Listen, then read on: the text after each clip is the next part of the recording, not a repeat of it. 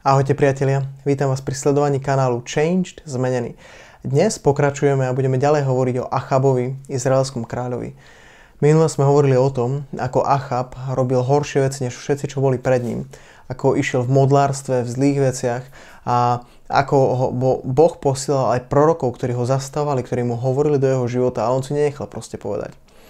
A čítame potom ďalej. A čo je pre mňa paradoxné je, že aj napriek tomu, že to bol podľa mňa najhorší kráľ v Izraeli, aj tak sa nad ním Boh zmiloval. A Boh, náš Boh, je Bohom odpustenia, je Bohom milosti, je dlho zhovievajúci. A čítame, že ďalej ako kráľoval Achab, tak bol napadnutý sýrskym kráľom. Napadol ho sýrsky kráľ, ktorý sa volal Ben-Hadad, ktorý zaútočil na tohto Achaba s oveľa väčším vojskom a spojil sa s viacerými kráľmi a zaútočil na Achaba. A v tomto čase, takej veľkej tiesne, k nemu prichádza Boží prorok a hovorí Achabovi toto. Hovorí mu: Takto hovorí Hospodin, či si videl všetko to veľké množstvo? Hľa, dám ho do tvojej ruky dnes, aby si poznal, že ja som Hospodin.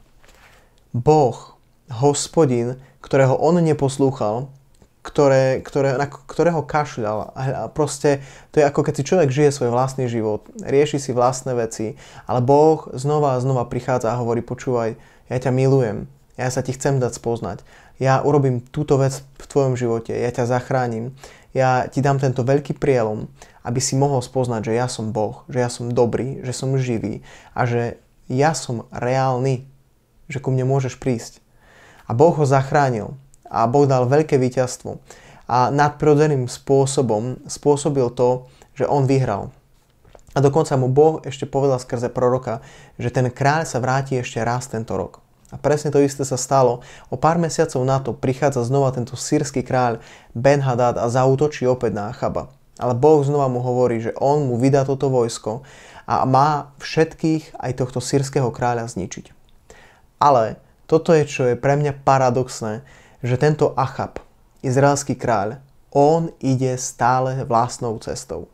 Všetko, čo mu Boh povie, on robí naopak. Znova má veľké víťazstvo, ale chytí tohto sýrskeho kráľa a tento sýrsky kráľ ho prosí o milosť a hovorí mu, že bude jeho sluhom a tak ďalej, že mu vráti všetky veci a bla bla bla bla. A proste svojim jazykom a svojimi rečami ho tak opantá, že tento Achab, izraelský kráľ, ho nechá nažive a ešte sa s ním, tak povediac, zmieri. Ešte s ním ako keby jedná ako s priateľom. A on dokonca hovorí: je mojím bratom. Je môjim bratom, hovorí Achab o niekom, kto ho chcel zničiť, lebo ja to poviem tak, že je hlúpy, lebo neposlúcha Boha, nejde v poslušnosti voči nemu a robí veci, ktoré nemá urobiť.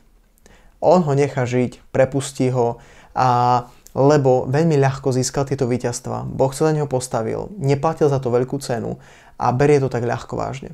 Niekedy aj my v živote veci, ktoré dostaneme a nemusíme ich naozaj získať od Boha ťažko, ale Boh nám ich dá len tak z milosti, lebo nás miluje, tak si ich nevieme vážiť.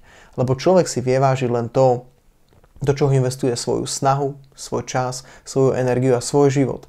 A preto častokrát Božie veci prichádzajú práve aj cez tú snahu, aj práve cez to, že hľadáme Boha, že sa modlíme, že stojíme na Jeho slove, že je to aj taký zápas, lebo tam získavame veci, ktoré majú hodnotu, ktoré si vieme vážiť, ktoré si vieme ceniť a tam spoznávame nášho Boha, aký je. A tento Achab získal tieto veci lacno, ľahko a prepúšťa tohto kráľa. A Boh posiela proroka ku Achabovi hneď ako prepustí tohto kráľa a hovorí: čo si to urobil? Achab, veď som ti ho jadal a som ti povedal, že ho máš zlikvidovať. Lebo toto je tvoj nepriateľ. Dvakrát na teba zaútočil, chcel ťa zničiť, ty to nechápeš. A Boh mu hovorí: vieš čo, pretože si ho pustil, tak bude tvoj život za jeho život. Ty si pustil jeho, tak to bude tvoj život miesto neho a jeho ľud miesto tvojho ľudu. A Boh mu vlastne povedal, že to, čo si práve urobil, si odsúdil samého seba, svojou vlastnou neposlušnosťou a vlastnou hlúposťou.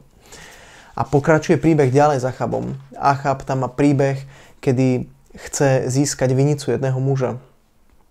a chce ju získať, ale tento muž mu ju nechce dať, lebo hovorí, že to je moje dedičstvo po otcoch a on hovorí Achabovi, že ja ti ju nepredám a ani v žiadnych okolnostiach ju proste s tebou nevymením a nič také. A Achab je z toho veľmi taký zarmútený, príde domov a tam ho vidí zarmúteného Jezabel, jeho žena, a tá sa pýta, čo sa ti stalo. On jej povie celý príbeh a ako jeho povie, Jezabel povie, netráp sa, ja to vybavím. A Jezabel v jeho mene napíše list vedúci mesta a povie, a príďte, vezmite Nábot, sa volal tento muž, vezmite Nábota a spiknite sa proti nemu, bude taká mestská rada, hovorí, vezmite 2 ľudí, ktorí budú o ňom klamať a budú hovoriť zle a obvinia ho krivo a odsúdite ho a ukameňujete ho na smrť.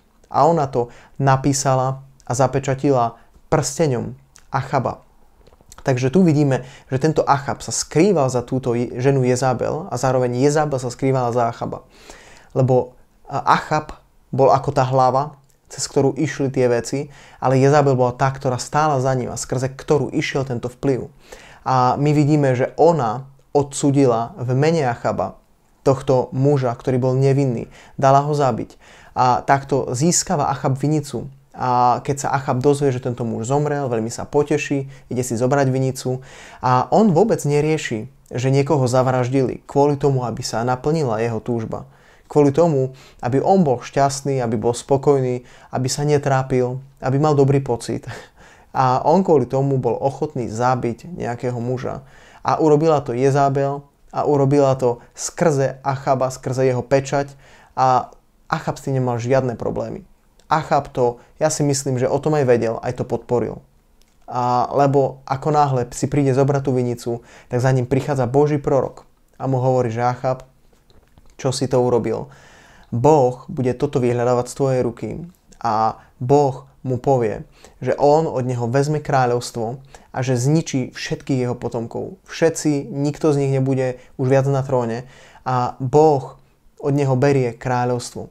Myslím si, že toto je taká veľmi tvrdá reč, ale ja som dlho nevedel pochopiť to, ako Boh môže byť taký dlho zhovievajúci a milujúci voči niekomu, ako je Achab, ktorý robil tak veľa zlého, ktorý tak trápil ten celý národ a ktorý ich viedol proste do zlého, do blúdu a hovoril im falošné veci, klamstva a Boh aj napriek tomu stále 2-krát sa mu tak veľmi zjavil a mu povedal, že ja ťa zachránim, aby si poznal, že ja som skutočný Boh.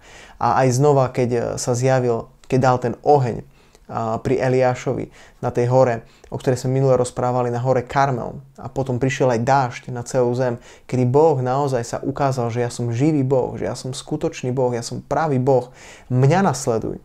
Ale Achab mal tak zatvrdené svoje srdce, že neposlúchal Boha a potom sa stane presne to, že on sa spojí s kráľom Jozafatom, o ktorom hovoríme a budeme hovoriť. A kráľ Jozafat, jeden z najlepších kráľov judského kráľovstva, sa s ním spojí a tam zomiera Achab v tejto vojne, kedy idú bojovať práve proti sýrskému kráľovi Ben-Hadadovi, ktorého mal dávno predtým zabiť.